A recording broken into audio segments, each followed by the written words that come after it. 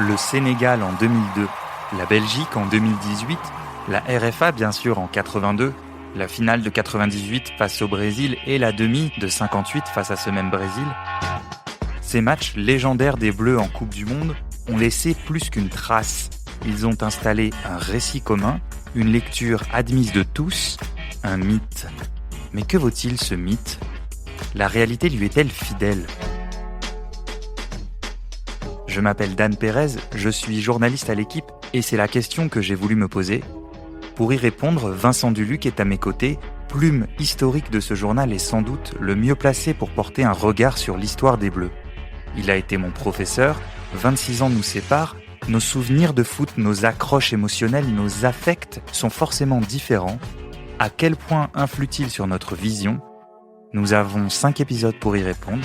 Un match, un épisode, pour le voir ou le revoir avec nos yeux d'aujourd'hui, le confronter à nos souvenirs et nos archives, vérifier si la mélancolie a fini par tordre la réalité. Ça s'appelle un mythe bleu et ça commence maintenant. Bonjour à toutes et à tous, bonjour Vincent. Salut Dan. Deuxième épisode aujourd'hui, on revient sur la finale de la Coupe du Monde 98. Victoire 3-0 de la France face au Brésil le 12 juillet au Stade de France. La première finale jouée par les Bleus dans la compétition, celle qui a changé le cours de leur histoire. Le match le plus maîtrisé de toute la phase finale, en tout cas c'est ce que le score dit. 3 buts d'écart face au champion du monde en titre et qui sera de nouveau sacré en 2002. Alors ce match a-t-il été vraiment une leçon de football, une rencontre à sens unique ? Personnellement, en revoyant la rencontre, j'ai été surpris de la réponse. Peut-être le serez-vous aussi après cet épisode. Vincent, tu étais au Stade de France pour l'équipe déjà. Avant de travailler pour notre émission, quel restait ton souvenir de ce match ? Bon, il faut quand même que je dise la vérité, c'est que c'est un match que j'ai déjà revu plusieurs fois. Que je l'ai vu, disons que c'était la 3e ou la 4e fois que je le revoyais. Mais déjà sur place, j'avais eu un sentiment d'incertitude quand même dans la deuxième mi-temps, notamment au moment du temps fort brésilien, de l'expulsion de Marcel Desailly. Mais là, la télé confirme quand même que, enfin, bon, on va pas tout de suite résumer le match, mais elle confirme à la fois que les Français ont eu d'autres occasions de prendre l'avantage ou d'augmenter leur avantage, et à la fois qu'il y a eu des moments où le Brésil a eu la maîtrise du ballon et que la France n'a pas tout maîtrisé, clairement. Mais c'était une Coupe du Monde où elle a rarement tout maîtrisé. Ouais, moi, j'étais un petit enfant à l'époque, donc j'en ai des souvenirs assez flous. Mais en y repensant pour l'émission, ce que je me disais, c'est un truc du genre... le score ne reflète pas vraiment le contenu du match. Et puisque... dans ce podcast, on s'était dit qu'on chercherait à interroger le mythe ou à l'affiner. Je me suis dit, ça tombe bien qu'on parle de ce match. Voilà où j'en étais avant le match. J'ai pas changé d'avis, mais j'ai un peu affiné, disons, ce regard. Dans le journal du matin du match, tu écris « Au nom de Ronaldo et de la légende, le Brésil est favori ». Est-ce que c'était une façon de conjurer le sort ou est-ce que à ce moment-là, tu traduis légitimement l'état des forces ? Moi, je pense que je traduis un peu l'état des forces. Je traduis le sentiment quand même que l'équipe de France est arrivée plus haut que jamais parce qu'elle joue cette Coupe du Monde à domicile. Faut pas oublier que le Brésil sort d'une demi-finale quand même assez magnifique contre les Pays-Bas. Que nous, l'équipe de France, on a souffert en 8e de finale contre le Paraguay. La lumière est venue de Laurent Blanc. On a souffert en quart de finale contre l'Italie avec l'occasion de Baggio et le but en or qui a failli nous renvoyer à la maison pour quelques centimètres, passer au tir au but. On a souffert en demi-finale avec une première mi-temps pas du tout méprisée. Il a quand même fallu que Thuram, qui avait jamais marqué avant et qui marquerait jamais après, marque ses 2 buts ce jour-là. Donc forcément, j'aurais pu écrire, oui, l'équipe de France a les pieds dans le bénitier, ça va bien se passer jusqu'au bout. Là, il fallait quand même respecter le sens du jeu, le sens de la Coupe du Monde. Et le sens de la Coupe du Monde, c'était que le Brésil était le favori. Mais je pense que c'était un sentiment quasi universel. D'ailleurs, le Brésil, on l'a dit, champion du monde en titre, possède plusieurs individualités. On va détailler la compo. Patrick Urbini, donc notre ancien collègue qui évoquait toujours les questions de jeu, de tactique. Donc il disait le Brésil possède des individualités, un pouvoir d'accélération, une variété de coups et une maîtrise technique que les Bleus n'ont pas, en évoquant notamment les couloirs comme le point fort. Alors, pour détailler la compo, donc quand on parle des couloirs, on parle évidemment notamment de Cafu à droite et Roberto Carlos sur les flancs de la défense. Dans le but, il y a Claudio Taffarel, une charnière Aldair Junior Baiano. Devant la défense, Dunga et César Sampaio, donc qui ne sont pas les milieux défensifs les plus techniques ou les plus créatifs, on va dire, que le Brésil a eu dans son histoire. Et ensuite, il y a un quatuor. Alors, il y a Leonardo, qui évolue un peu milieu offensif droit intérieur, qui sortira à la mi-temps. Rivaldo, de l'autre côté. Et devant, Bebeto Ronaldo. Alors, certes, je me souviens qu'il y avait eu une affaire... le malaise de Ronaldo, mais en fait, on le sait pas le matin du match. Ah, mais on le sait pas du tout. Parce que ça arrive très très tard. Mais en fait, ça se sait très très tard. C'est-à-dire qu'effectivement, il y a la clinique des Lilas, on apprendra après qu'il a eu un malaise, peut-être une crise d'épilepsie, on ne sait pas exactement, dans la chambre qu'il partageait avec Roberto Carlos, qui va passer des examens. Roberto Carlos criait partout « Ronaldo est mort » dans l'hôtel à Lesigny. Alors, il a passé des examens l'après-midi à la clinique des Lilas et il est arrivé directement au Stade de France depuis la clinique des Lilas, qui a confirmé qu'il n'y avait rien de cardiaque. Il sort de la clinique à 20h10. Mais voilà, il sort juste avant et la première feuille de match qui est distribuée en tribune de presse, il y a Edmundo à sa place.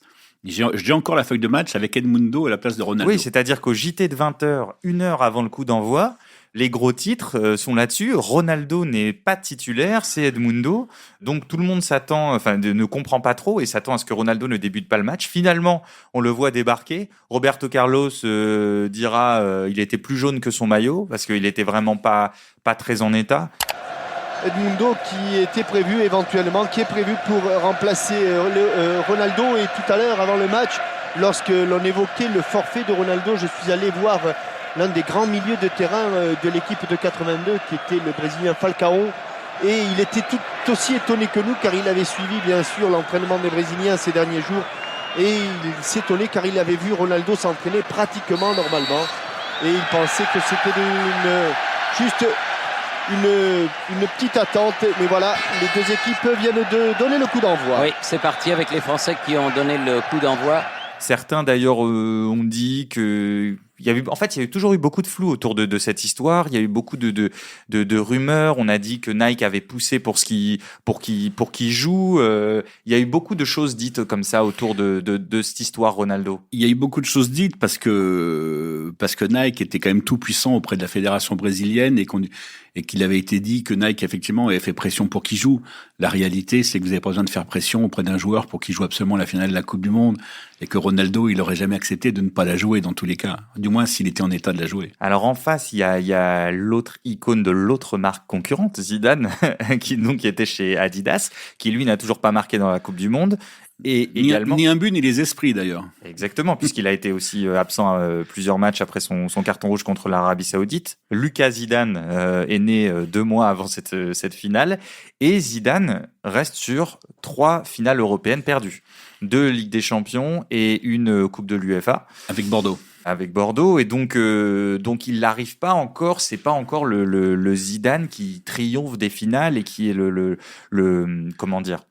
la personne qui va emmener avec lui une espèce d'esprit de succès, de gagne dans les finales, parce que la Juve, à cette époque-là, est plutôt connue et toujours d'ailleurs pour perdre ses finales. Mais par rapport à l'esprit de gagne et à cette culture de la victoire, il y a quand même 2 choses à dire. D'abord, que Zidane, il a 26 ans pendant la Coupe du Monde, donc c'est pas un jeune joueur tel qu'on entend aujourd'hui, donc il faut pas oublier le début de l'histoire. Le début de l'histoire, c'est qu'il est expulsé dès le 2e match, suspendu pour le 3e, puis pour le 8e de finale contre l'Arabie Saoudite. Contre le Paraguay, pardon. Il est expulsé contre l'Arabie Saoudite au 2e match. Et donc, il revient pour l'Italie et la Croatie en faisant ses matchs, mais sans être génial. Donc, on attend encore que Zidane marque son territoire. L'autre chose, c'est que c'est vraiment une Coupe du Monde et pour Zidane et pour cette génération qui fait une bascule. Parce que si jamais cette équipe de France avait perdu, par exemple, en 8e contre le Paraguay, comme c'était possible, ou encore en quart contre l'Italie, la génération Deschamps et Blanc aurait été une génération de perdants. Il y avait eu novembre 93, l'élimination en Coupe du Monde. Il y aurait eu l'échec de la Coupe du Monde en 98 et c'était fini. Et au lieu d'être fini, ça a été le début d'une histoire incroyable. Alors, on va rentrer dans le match à proprement parler, avec la question qui sera un peu le fil rouge. Est-ce que la France a eu de la réussite? Est-ce que en fait tout a tourné en sa faveur? Alors, on voit dès le début de match, sur les 10 premières minutes, Zidane, pour le coup, est très en jambes. Dès la 4e minute, il y a un superbe slalom. Il donne une balle de but à Guy Varche qui va donc manquer sa première balle de but. Guy Varche qui va traverser le match vraiment comme un fantôme. C'est une prestation très, très compliquée pour lui. Alors c'est compliqué, mais dire que c'est un fantôme, c'est difficile, parce que c'est quand même un gars qui arrive à avoir 4 occasions de but en finale de la Coupe du Monde. T'as raison, on le voit en fait. Non, mais c'est pas fantôme. donné à tout le monde. C'est-à-dire qu'Olivier Giroud, en 2018, il va jouer 7 matchs, 0 but. Mais il y a des matchs, il y a des matchs où il aura des occasions, mais en finale, bon, voilà, il n'en a pas spécialement. Lui, il a des occasions, elles sont pas toutes mal jouées. Il y en a une où Taffarel fait un très bel arrêt au sol sur sa gauche, etc. Mais ce qui est vrai, c'est que si l'équipe de France a de la réussite, à ce moment-là, Guy Varche est une île, quoi. Il est à côté, il est à part. Parce que lui, il est quand même maudit jusqu'au bout, alors il sort d'une saison absolument fantastique où il marque entre 45 et 50 buts. J'ai plus le chiffre. En fait, il marque 46 buts sur les 2 dernières saisons, en fait. Il est le meilleur buteur français en activité. Avec Auxerre, sur l'ensemble de la saison, et l'équipe de France, tout mis bout à bout, championnat, il y a plus de 45 buts sur la saison. Et en tout cas, ce qu'on voit sur le premier quart d'heure, c'est que bon, la France est dans le match pour le coup. On se dit pas, oh là là, ça va être compliqué. Sur le premier quart d'heure, le Brésil a du mal à avancer. Les Français sont très agressifs. On voit déjà Deschamps beaucoup ramasser, venir fermer à droite à gauche. Il y a une bonne densité des Bleus. On sent que tout le monde est concerné. En tout cas, les Bleus entrent bien dans la finale pour le coup. Ils sont bien dans la finale et puis on ressent. Je trouve que c'est palpable cette solidité. C'est-à-dire depuis que Deschamps et les autres cadres ont demandé à Jacquet de repasser à 3 milieux à partir des 8e de finale.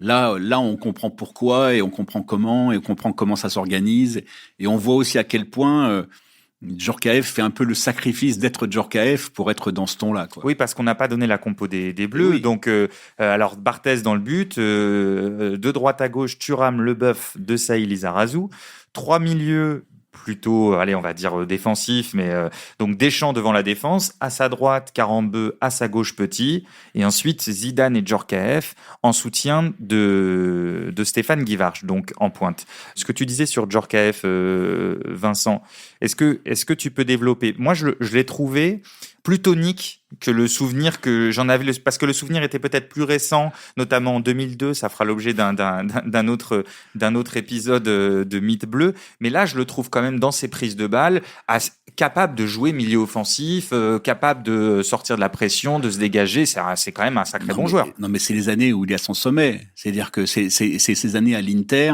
avec la finale de Coupe UEFA formidable au Parc, où il plane avec Ronaldo. Non mais c'est vraiment... C'est les années du sommet de Djorkaeff où il peut faire des différences, mais il a compris parce qu'il est intelligent que pour survivre dans l'équipe, il fallait qu'il accepte de se replacer côté droit, de défendre et de pas marcher sur les pieds de Zidane. Et ça, c'est un vrai signe d'intelligence. Et je trouve que dans cette finale, ça montre assez bien cette chose-là. Les deux, je trouve, s'accordent bien dans leur déplacement offensif parce qu'ils se marchent pas dessus. Il y a une bonne intelligence, mais même du côté de Zidane, je trouve.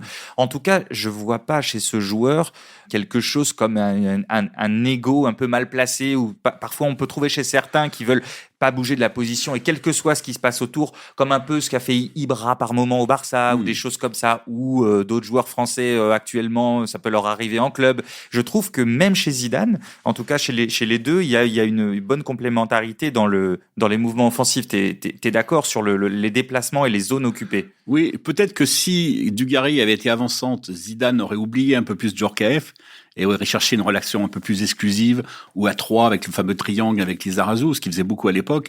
Mais là, comme c'était Guy Varche, il a volontiers combiné. Mais ça reste, sur le fond, ça reste une organisation avec 3 milieux défensifs, 2 meneurs et un seul attaquant. Oui, bien sûr. Et puis, Aimé Jacquet a bien lu Patrick Urbini comme il fallait parce qu'on sent bien que le contrôle des couloirs brésiliens était le point sur lequel il a beaucoup insisté. Et donc, on voit même Zidane se replacer quasiment arrière latéral à un moment. Il y a vraiment comment dire, même les joueurs offensifs sont extrêmement concernés par la protection des côtés parce qu'on sent que Cafu qui continuera d'ailleurs dans les années 2000 avec le Milan. Mais pour ceux qui en ont un souvenir de Cafu avec le Milan, qui était déjà très très bon, là en 98, c'est encore un niveau au-dessus en termes d'explosivité. Et de répétition des efforts. Et de répétition des efforts, il a du feu dans les jambes. Donc il y a vraiment, la France surveille de façon, très accru les couloirs. Ensuite, sur ce qui est des occasions, premier quart d'heure, c'est plutôt la France, on l'a dit, Guy Varche, puis une tête très bien placée de Djorkaeff sur un coup franc de Zidane, c'est une vraie occasion de but.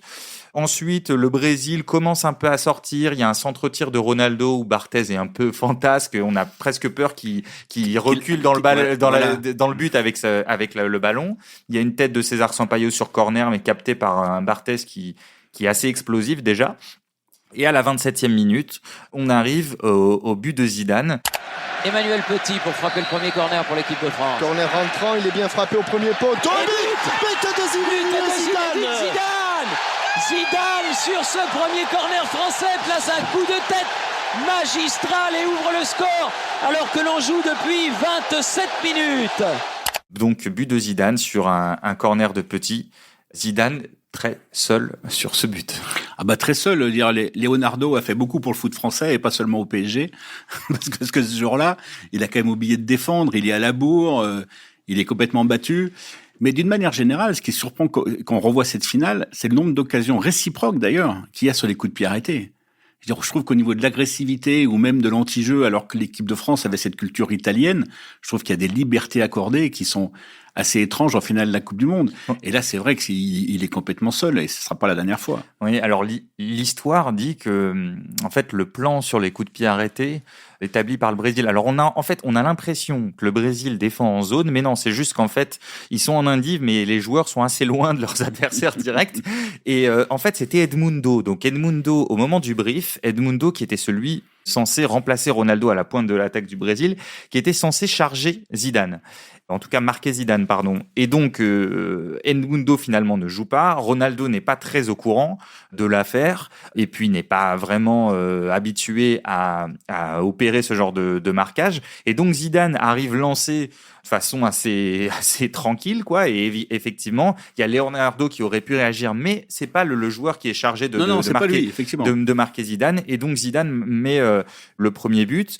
Ensuite, sur les occasions, il y a, pour moi, la plus grosse frayeur pour l'équipe de France sur la première période.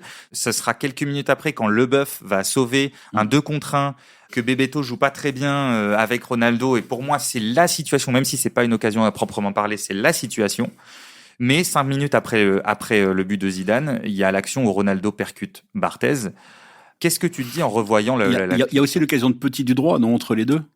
C'est pas à ce moment-là. L'occasion de Petit du droit, c'est juste après. Ah, juste après, d'accord, pardon. Okay. Sur un coup de pied arrêté aussi, d'ailleurs, comme tu disais, qui frôle le petit filet, qui montre toujours que la France est en avance d'ailleurs sur les occasions.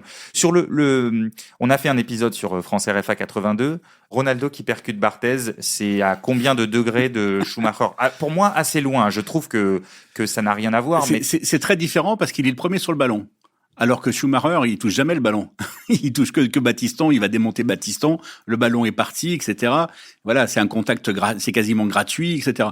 Barthez, c'est pas gratuit. Bon, il fait faire un vrai soleil, il s'arrête jamais, mais il s'arrête pas parce qu'il peut pas s'arrêter, parce qu'il voulait être le premier sur le ballon, et il est le premier sur le ballon. Donc c'est ça qui le rend impuni, et d'ailleurs impunissable, d'ailleurs. Ouais, d'ailleurs, moi j'ai trouvé que sur la position de son corps, elle était pas si dangereuse parce il aurait pu mettre encore plus le genou en avant. Oui, non, il se protège un peu, il se tourne un peu, enfin, il y va pas, il sort pas les coudes, il sort pas les genoux. Il se confronte à pleine vitesse. Mais tu vois, ce qui m'a surpris, c'est que je vois ses déclats après le match, en tout cas plusieurs années après. Et il dit, j'ai jamais cherché à jouer le ballon, j'ai pensé qu'à Ronaldo et j'ignore pourquoi j'ai eu une telle attitude. Et j'ai presque envie de lui dire, non mais Fabien, te flagelle pas comme ça. Je veux dire, ton action, elle est plutôt propre, je trouve. D'ailleurs, Ronaldo s'en plaindra jamais, les Brésiliens s'en plaindront jamais. Alors peut-être qu'il a éprouvé un sentiment de culpabilité rétrospectif après avoir appris ce qui était arrivé à Ronaldo, parce qu'il le savait pas à ce moment-là. Mais autrement, effectivement, c'est une sortie agressive d'un gardien, mais c'était le jeu de Barthez, et là, ça correspondait et au jeu, et à l'action, et au règlement, et à tout. Et est-ce que tu es d'accord avec moi pour dire que, après ce but de Zidane, il n'y a pas d'occasion brésilienne vraiment, il n'y a pas le Brésil qui pousse. Enfin, en tout Et cas, là- moi, c'est ce que je me suis dit. Non, mais dis-moi. Mais pas tout à fait, parce que je trouve qu'en deuxième mi-temps, le Brésil... Non, attends, on arrive avant la mi-temps. avant Je la parle mi-temps. Ah, d'accord. On n'est pas encore au Non, deuxième but. Avant la mi-temps, je suis d'accord. Voilà, en réaction au but Absolument. de Zidane, je voulais dire au premier but. Non, effectivement, c'est dans la foulée. Le deuxième but, il est presque dans l'air, et on a l'impression de quelque chose d'inéluctable à ce moment-là. Parce que Guy Varche ensuite rate une occasion énorme, donc c'est Oui. celle dont on parlait qui est sortie par Tafarel, Voilà. même si il peut mieux la jouer. C'est pas l'occasion qui joue la plus mal, on va dire. Non, c'est une frappe croisée du gauche en demi-volée qui est pas si mal. Et j'ai retrouvé, donc c'est les vrais chiffres, cette année-là, il marque, au matin de la finale, il en est à 47 buts en 62 matchs. Bah, ça fera 47 en 63. Donc on arrive juste avant la mi-temps, donc on arrive au second but de Zidane. Djorkaeff et but Zidane. Deuxième but de Zidane. Je vous avais dit, il y avait le corner qui venait, il y a eu 2 corners et c'est le doublé de Zinedine Zidane. Juste avant la mi-temps, l'équipe de France mène 2-0 face au Brésil. Alors là, Vincent, je veux ton avis. Donc maintenant que Zidane a marqué, il y a un changement de marquage. Donc Dunga est au marquage de Zidane. Vincent, il y a faute ou pas de Zidane? En tout cas, est-ce qu'elle est sifflable? Pour moi, si l'arbitre siffle faute de Zidane sur Dunga, Est-ce qu'il s'appuie un peu? ah bah il le met par terre. Zidane met par terre Dunga. Ouais, il est lancé. C'est pas un scandale que ce soit pas sifflé, Non. mais s'il y a s'il y a faute, c'est pas non plus un scandale. Bah, c'est quand même des fautes qui sont rarement sifflées, je pense. Et c'est vrai que, mais c'est marrant que tu me dises ça parce qu'en fait, je m'étais rarement fait la réflexion. Mais moi aussi, j'avais complètement oublié et j'ai revu et je vois en fait Dunga donc Dunga, un des meilleurs joueurs défensifs du Brésil. C'est le capitaine, c'est un peu la caution solidité du Brésil. Il se met au marquage de Zidane sur le deuxième but, donc il le colle et il valse par terre. Alors on a parfois dit qu'il avait glissé. Il y a quand même un petit geste qu'on voit pas super bien, mais il y a quand même un petit geste de Zidane et je l'avais complètement oublié. Ben, moi, je l'avais d'autant plus oublié que je me suis jamais fait la réflexion finalement. Si je revois le duel effectivement, mais j'ai jamais pensé qu'il y ait faute. C'est des duels de surface et je pense pas qu'on aurait, si ça avait été l'inverse, je suis pas sûr qu'on aurait réclamé la faute non plus. C'est quand même des duels de surface qui sont assez classiques. Bon, en tout cas, Zidane est encore seul pour reprendre le ballon et met la tête au fond avec un Roberto Carlos toujours aussi concentré, on va dire. Donc on arrive à la mi-temps 2-0. Pour moi, le plus frappant, c'est physiquement. Je trouve qu'il y a un monde d'écart. On y reviendra peut-être, mais entre les deux équipes, c'est assez fascinant. Ronaldo a pas l'air dans son assiette, même si les défenseurs sont extrêmement agressifs sur lui. Il y a déjà à ce moment-là une volonté de jaillir loin de sa ligne pour les défenseurs. On rappelle que Laurent Blanc, évidemment, est suspendu après son rouge contre la Croatie. Et là, on arrive à la deuxième mi-temps. Et là, moi, je me dis, bon, la France va se faire pilonner. Barthez va multiplier les arrêts. Vincent, je veux ton avis. Tu l'analyses comment cette deuxième période? Ah ben non, mais s'il faut dire qu'effectivement que la France s'est fait pilonner, que Barthez a fait des arrêts miraculeux pour que ça se finisse bien. C'est ce qu'on peut attendre. S'il y a 2-0 D'accord. contre le Donc, Brésil à la mi-temps. Effectivement, c'est pas ce qui est arrivé. Mais moi, ce qui m'a intéressé dans revoir ce match et dans le fait de revoir ce match à chaque fois que je l'ai revu, c'est quand même que l'idée que et 1 et 2 et 3-0 et cette victoire linéaire, bah, cette idée-là, elle est un peu menteuse et elle correspond pas aux longues minutes, à l'essentiel de la deuxième mi-temps. On va dire de 46-76 ou 50-80. Je trouve que le match, c'est autre chose que ça. Le Brésil récupère le ballon. On a beaucoup de mal à le garder. On a du mal à être dangereux. On sort pas de la ligne médiane. On dépasse pas la ligne médiane. On sort très peu. Alors, ça peut être un choix. Mais je trouve que c'est pas un choix qui est complètement maîtrisé. Et la preuve, c'est que si on maîtrisait tout, on aurait peut-être fini à 11. Et que le fait, au moment où on finit à 10, c'est ce moment-là où il y a une incertitude. Et effectivement, par rapport à la narration d'une finale idéale, qu'on aurait tout emporté parce qu'on a battu le Brésil 3-0 comme dans un rêve, mais ça n'a pas toujours été un rêve. Et ces moments-là de la deuxième mi-temps, on a retrouvé quand même un peu pas de la fragilité, mais de l'incertitude au moins. Je suis d'accord. C'est-à-dire que c'est incontestable. Vraiment, la France passe l'essentiel de son temps dans sa moitié de terrain. Je pense que Guy Varche, contrairement à Giroud, est incapable de tenir le ballon, en tout cas ce soir-là. Je ne voudrais pas l'accabler, accabler son niveau global. Mais en tout cas, ce soir-là, c'était un joueur d'espace, pas un très bon joueur de haut but. Voilà, donc c'est pas vraiment la pointe qui vous permet de tenir le ballon un peu haut, de jouer long sur lui, etc. Ce sera un peu mieux avec Dugarry par moment, mais bon, il gagnera quelques duels aériens. Mais donc, Guy Varche n'est même pas là pour tenir les ballons plus haut. Zidane, comme ça lui arrive régulièrement, disparaît en tout cas sur les 20-25 premières minutes jusqu'au carton rouge, je trouve. Après, il se remet un peu dedans, mais il disparaît, donc la France prend des vagues. Maintenant, là où moi, ce qui m'a impressionné, ça m'a rappelé en fait la Juventus de mon enfance et de mon adolescence, donc c'est-à-dire fin 90-2000, où tu avais toujours l'impression que tu dominais.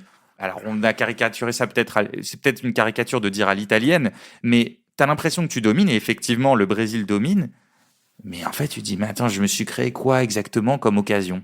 Et c'est là où je trouve que c'est intéressant. Alors certes, on voit bien que c'est pas tout à fait choisi. D'ailleurs, on se souvient, les yeux dans les bleus, à la mi-temps, Deschamps demande on reste pas le cul sur Fabien. Bon, finalement, ils vont rester le cul sur Fabien quasiment toute la deuxième mi-temps.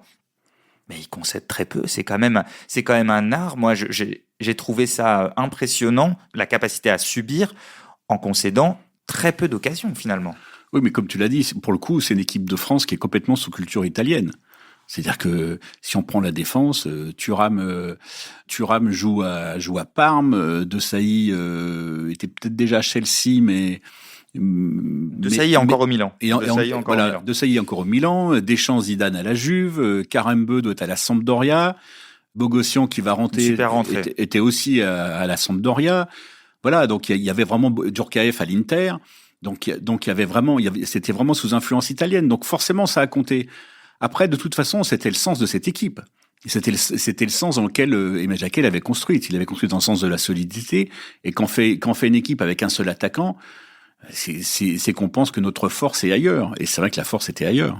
Et c'est impressionnant. Alors, moi, je sais pas ce que tu en penses. J'ai ressorti 3 noms de cet acte de performance défensif. Deschamps, De Sailly, Thuram. Au-delà de la qualité dans la technique défensive, il faut qu'on parle physiquement de l'écart. Alors, je ne sais pas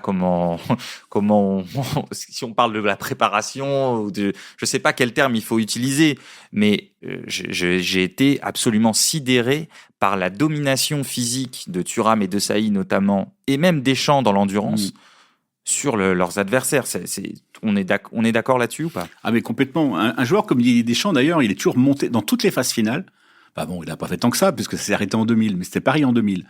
Il a toujours été pas fantastique au premier tour, mais il est toujours monté au fil des tours et il a toujours fini très fort. Sa fin d'Euro 2000, par exemple, 2 ans après, est remarquable. L'enchaînement demi-finale, finale est vraiment remarquable. Donc oui, physiquement, on avait un impact effectivement énorme, mais comme tu l'as esquissé, quand en plus c'est Alain Bogossian qui rentre, alors c'est pareil, c'est-à-dire c'est encore un autre Golgoth qui rentre et qui met des brins partout et qui est puissant et voilà. Mais en fait, par rapport aux données de départ, c'est-à-dire que la France n'a jamais gagné une Coupe du Monde, n'a jamais joué de finale. Le Brésil a déjà gagné 4 Coupes du Monde, n'a jamais perdu de finale parce que l'Uruguay 50, c'était pas vraiment une finale, c'était un dernier match de poule. Il suffisait d'un match nul pour être champion du monde, c'était un fonctionnement différent à l'époque. Donc par rapport à cette donnée de départ, on va dire psychologique, on peut se dire, bon, la France n'est pas le petit, mais disons à un statut largement inférieur. Et ben, je trouve que c'est la France qui paraît le plus pas mature, mais en tout cas, elle passe 35 minutes, 40 minutes dans son camp et il n'y a pas vraiment de panique. Non, il n'y a pas de panique, je pense, pour 2 raisons. D'abord parce que, comme tu l'as dit un peu plus tôt, Ronaldo est quand même pas dans un jour immense, et pour des raisons qu'on a compris mieux dès le lendemain. Et parce que aussi, je trouve que le coaching brésilien, il est pas bouleversant. Les joueurs qui rentrent, c'est pas bouleversant. Alors, Denilson va faire un truc à un moment, mais il en a fait 9 avant, quoi. C'est incroyable. Enfin, C'est une surprise qu'à cette époque-là, le Brésil ait si peu de solutions. Je trouve que dans le coaching, si peu de joueurs qui puissent amener quelque chose. Ouais, Denilson un peu de percussion, mais ils font pas entrer 3 joueurs qui sont hyper percutants. Edmundo entre, mais on sent que c'est pas un joueur de percussion, de dribble, de déséquilibre. Si vous comparez avec la liste du Brésil aujourd'hui sur le plan offensif, il y a beaucoup de joueurs de 1 contre 1 capables d'éliminer, etc. Là, vraiment, à cette époque-là, ça a vraiment rien à voir. Ah bah non, mais même 4 ans après, ils ont autre chose devant, quoi. C'est incomparable.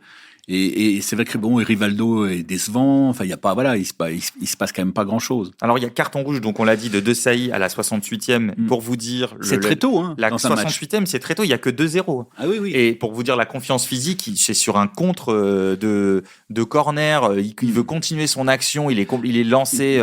Bon, c'est un peu, c'est une connerie, on peut le dire. Ah bah oui, il s'arrête pas alors qu'il doit s'arrêter. Il s'arrête pas. Il fait un tacle. Il prend un 2e jaune. Il sort. Et là, on croit que pour le coup, ça va vraiment être très dur parce que la physionomie de la 2e période, c'est vraiment le Brésil qui a la domination territoriale sans grosses occasions, on l'a dit, et ça c'est quand même à noter. Et après ce rouge, au final, le Brésil attendra le temps additionnel pour avoir une occasion, la fameuse occasion de Denilson qui frappe sur la barre. Mais donc, l'équipe de France est à 10. Il y a Djorkaeff qui sort assez vite pour faire rentrer Vieira. Il y a Petit qui recule d'abord. Absolument. Et l'équipe de France, c'est quasiment le même match qu'avant le rouge, non? Ce qui est marrant, c'est qu'après la Coupe du Monde, Canal avait rediffusé la finale avec Aimé Jacquet, qui était leur consultant et qui l'a commenté avec eux. Et au moment où Desailly est expulsé, dans son commentaire, il s'enflamme un peu, Mémé, et il dit et là, il faut changer tout de suite, il faut changer. Puis là, on voit les minutes qui passent, il change toujours pas. Il change pas. On dit, mais qu'est-ce qu'il fout? En fait, si, il change 5 minutes après. 5 minutes après, mais pas tout de suite. Et c'est vrai que moi, je me rappelle en tribune, on se dit, mais qu'est-ce qu'il fait? Change. Même si le fait que Petit soit capable de jouer en défense centrale, ça naturellement, ça a arrangé les choses quand même. Et pour notre fil rouge, je trouve que ça aussi, ça donne du crédit à l'idée quand même d'une victoire largement méritée de l'équipe de France. C'est que même après ce carton rouge, les Bleus sont encore, même s'ils jouent en compte, sont encore ceux qui ont les meilleures occasions au final, parce qu'il y a le raté de Dugarry, donc après un super 1-2, et Dugarry quand même il a du ballon. Alors il défend encore moins que Messi, ça il faut le savoir. Le raté est énorme, mais dans le petit jeu, les petits externes, la semelle et tout, il y a quand même du ballon. C'est peut-être pas le match où on le voit le plus, mais on le sent quand même. Il faut aussi replacer le contexte, c'est que Dugas, c'est un miraculé. C'est qu'en fait, Jacquet veut avoir raison un peu jusqu'au bout, et il veut gagner avec Dugarry, parce que c'est la sélection qui avait été la plus contestée dans sa liste, la présence de Dugas. On disait que c'était parce qu'il était copain de Zidane, etc. Il y a eu une campagne de moquerie pendant 2 mois des Guignols sur la sélection de Dugarry, comme copain de Zizou. Et il s'est blessé tout de suite. Il s'est blessé tout de suite, alors qu'il avait marqué le premier but de la compétition. Et il y avait un peu le truc de, il a marqué le premier. Il va marquer le dernier, et Jacquet a quand même voulu le récompenser sa course contre la montre. Et ce qui était une cruauté pour Thierry Henry, qui a joué tous les matchs de la Coupe du Monde, sauf la finale, par exemple. Et en fait, Dugas a pris la place de Thierry Henry.